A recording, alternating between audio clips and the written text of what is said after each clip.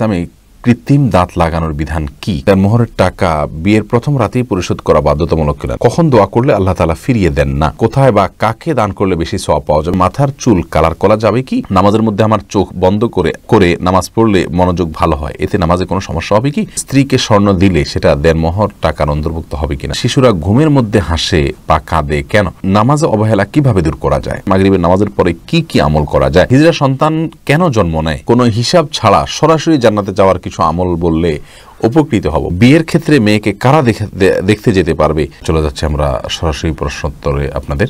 সর্বপ্রথম যে প্রশ্নটি আমি দেখতে পাচ্ছি, হোসাইন আনি আপনি জানতে চেয়েছেন ইসলামে কৃত্রিম দাঁত লাগানোর বিধান কি? কারো দাঁতের সমস্যা থাকায় সে যদি দাঁতের ব্যথা অথবা ক্ষয় হয়ে যাওয়া দাঁতের সমস্যা থেকে পরিত্রাণ পেতে নতুন কৃত্রিম দাঁত লাগান, তাহলে কি ইমানে কোনো ক্ষতি হবে কিনা? না ভাই হোসেন, কৃত্রিম দাঁত লাগানোতে কোনো প্রকার অসুবিধা নেই।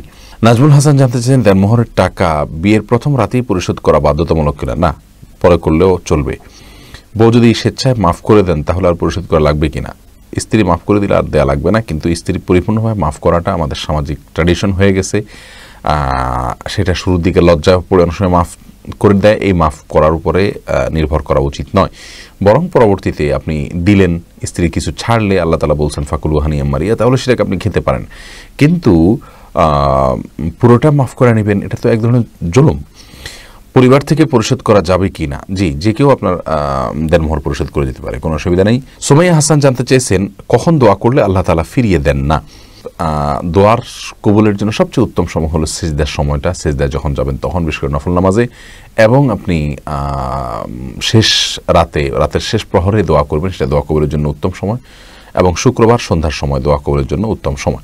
আনোয়ারুল ইসলাম জানতে চেয়েছেন কোথায় বা কাকে দান করলে বেশি সওয়াব পাওয়া যাবে? সবচেয়ে বেশি সওয়াব পাওয়া যাবে ভাই আনোয়ার আপনার নিকটাত্মীয়দেরকে দান করলে। নবী সাল্লাল্লাহু আলাইহি সাল্লাম সাদাকা সম্পর্কে বলেছেন ইবদা বিমান তাউল, তোমার নিকটাত্মীয় যারা তাদেরকে দিয়ে তুমি সাদাকা দান শুরু করো, যেমন ভাই বোন, ভাতিজা, ভাগনা, ভাগ্নি, এদেরকে দিয়ে আপনি শুরু করবেন, চাচা, ফুফু, তাদের ছেলে মেয়ে, তারপরে অন্যদের দিকে যাবেন।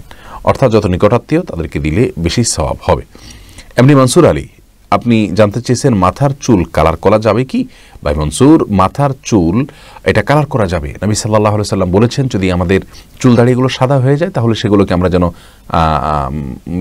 ভিন্ন রঙে রূপান্তর করি, কিন্তু ওয়াজান্নিবু সাওয়াদ তিনি আরও বলেছেন যে কালো কালার থেকে তোমরা বেঁচে থাকবে। তার মানে কালো ছাড়া অন্য যে কোনো রঙে রঙিন করতে পারেন, তবে যে রঙে রঙিন করবেন সেটা যেন ন্যাচারাল রং হয়, সেটা যেন আলাদা কোনো আবরণ সৃষ্টি না করে আমাদের চুল বা দাড়ির উপরে। এই বিষয়টি আমাদেরকে মূলত খেয়াল করতে হবে, ব্যাস, তাহলে সেক্ষেত্রে চলবে, অন্য কোনো আর বিষয় খেয়াল না করলেও চলবে। কিন্তু চুল সাদা হয়ে গেলে সেটাকে অন্য রঙে রঙিন করা, এটা সুন্নাহ এবং হাদিস দ্বারা নির্দেশিত। ইয়াহুদিরা সাদা রেখে দেয়, আমাদেরকে জন্য মেহেদি বা এই জাতীয় কোনো কালার ব্যবহার করার নির্দেশনা ইসলাম দিয়েছে। এমডি মহসিন গাজী আপনি জানতে চেয়েছেন নামাজের মধ্যে আমার চোখ বন্ধ করে নামাজ পড়লে মনোযোগ ভালো হয়, এতে নামাজে কোনো সমস্যা হবে কি? ভাই মহসিন গাজী, এই বিষয়ে আমাদের একটা ভিডিও আমরা আমাদের পেজে দিয়েছি, এবং আপনার এ বিষয়ে আমাদের ইউটিউব চ্যানেলও আপনি ভিডিও পাবেন। সেখানে আমরা চোখ বন্ধ করে সালাতের নামাজের বিধান উল্লেখ করেছি।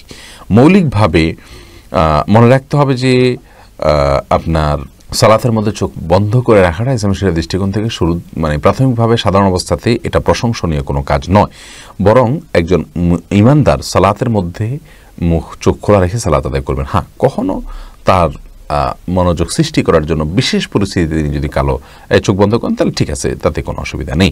মোহাম্মদ মনির হোসেন জানতে চেয়েছেন স্ত্রীকে স্বর্ণ দিলে সেটা দেনমোহর টাকার অন্তর্ভুক্ত হবে কিনা? জি, অবশ্যই হতে পারে। স্ত্রীকে দেনমোহর হিসাবে যদি টাকা দেন সেটা যেমন কাউন্ট হবে, স্বর্ণ দিলে বা রূপা দিলে, কোনো গহনা দিলে সেটাকেও আপনি দেনমোহর হিসাবে কাউন্ট করতে পারবেন। ইভা অপরাজিতা এই আইডি থেকে আপনি জানতে চেয়েছেন শিশুরা ঘুমের মধ্যে হাসে বা কাঁদে কেন?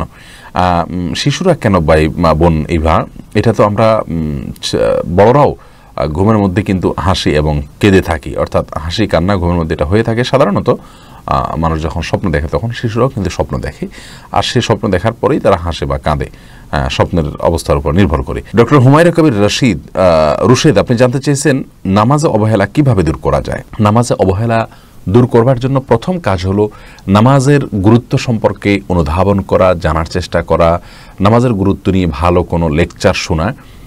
ডক্টর খন্দকার আব্দুল্লাহ জাহাঙ্গীর রাহিমাহুল্লাহর নামাজের গুরুত্ব নিয়ে একটা আলোচনা আছে, ইউটিউব আপনি শুনে নিতে পারেন। ইনশাআল্লাহ বেদিন আপনার নামাজে অবহেলা দূর হবে। দ্বিতীয়ত, নামাজের গুরুত্ব ইসলামী শরীয়তে কতখানি, এটা নিয়ে আপনি কোনো ভালো আর্টিকেল পড়তে পারেন। যদি বক্তব্য শোনার অভ্যাস না থাকে তাহলে আর্টিকেল পড়তে পারেন। ইনশাআল্লাহ বেদিন আপনি যখন জানবেন ইসলামী শরীয়তে নামাজের অবস্থানটা কোন জায়গায়, না পড়লে আমাদের ক্ষতিগুলো কী আর পড়লে লাভগুলো কী, তাহলে ইনশাআল্লাহ নামাজের অবহেলা আপনার দূর হবে। আমাদের জানার ঘাটতির কারণে অনেক সময় অবহেলা হয়ে থাকে।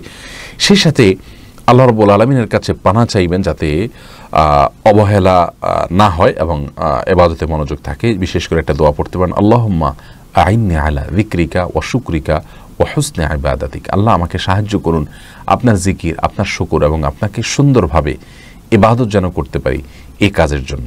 আল্লাহর কাছে দোয়া করবেন, আল্লাহ তাআলা সাহায্য করবেন ইনশাআল্লাহ। আতাউর রহমান, আপনি জানতে চেয়েছেন মাগরিবের নামাজের পরে কি কি আমল করা যায়। দেখুন, সন্ধ্যার আমলগুলো এগুলো আসরের পর থেকেই করা যায়, মাগরিবের পরে করতে পারেন। আমাদের একটি দোয়ার বই রাসূলুল্লাহ সাল্লাল্লাহু আলাইহি ওয়াসাল্লামের সকাল ও সন্ধ্যার দোয়া ও জিকির নামে, এই বইটাতে আপনি সন্ধ্যার আমলগুলো পেয়ে যাবেন। সেগুলো আসরের পরে মাগরিবের পরে যে কোনো সময় আপনি করতে পারেন। আর নির্দিষ্ট করে সূর্য ডোবার পরে কিছু আমলের কথা হাদিসে বলা আছে, সেগুলো আপনি মাগরিবের পরে করবেন। সোহেল রানা জানতে চেয়েছেন হিজড়া সন্তান কেন জন্ম নেয়, এটা নিয়ে একটু ব্যাখ্যা দিবেন। এ বিষয়ে আমার কোনো ইলম নাই ভাই সোহেল রানা, যে হিজড়া সন্তান কেন জন্ম নেয়। আল্লাহ রাব্বুল আলামিন তাদেরকে সৃষ্টি করেছেন, তারা তাদের সৃষ্টিগত কিছুটা ত্রুটি রয়েছে, এর বাইরে কিছু নয়।